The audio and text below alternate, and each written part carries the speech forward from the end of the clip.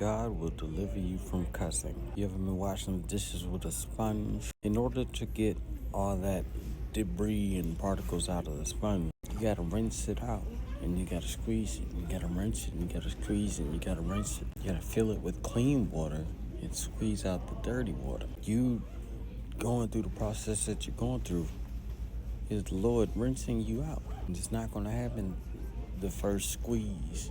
You're gonna have to rinse it out a couple times. Be patient with yourself and understand that the Lord is not holding it against you. But also, you have to feed yourself with that clean water. All right? You listening to all this music, you watching all this media with all this cussing in it. You're not filling yourself with clean water, you're filling yourself with dirty water. Being transformed by the renewing of your mind does not mean learning how to modify your behavior in your flesh. It means understanding that as many times as you make mistakes, God is still on your side and still fixing you and working on you. Religion makes us want to change ourselves, and we get impatient with ourselves because whatever reason, there are plenty of reasons we get impatient with ourselves. But the fact of the matter is, the Lord delivered you. The Lord sent his son to save you. And so the deliverance continues.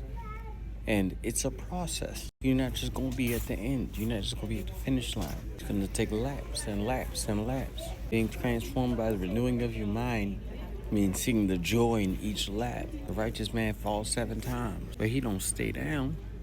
She don't stay down. Be patient with yourself and understand that you're not catching the Lord out God every time you mess up. God ain't sitting there like, oh, whoa, I didn't know you would sin again. The Lord is patient with you.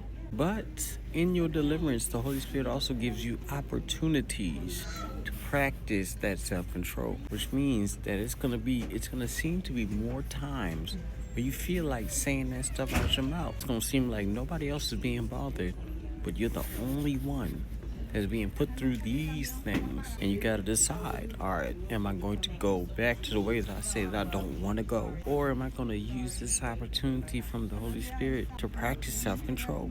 So take your time and understand that life is the process. The purpose of life is to live it.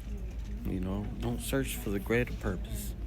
Search for God in the purpose. You're going through this day by day like everybody else. And like that dirty sponge, you're going to have to get rinsed out and squeezed a few times. But the cleaner you'll be is how many times you put clean water in and not dirty water. You do have to change what you feed yourself, or you're just going to keep, spewing out the same stuff. If you rinse out the sponge with dirty water, you're not going to get the clean sponge.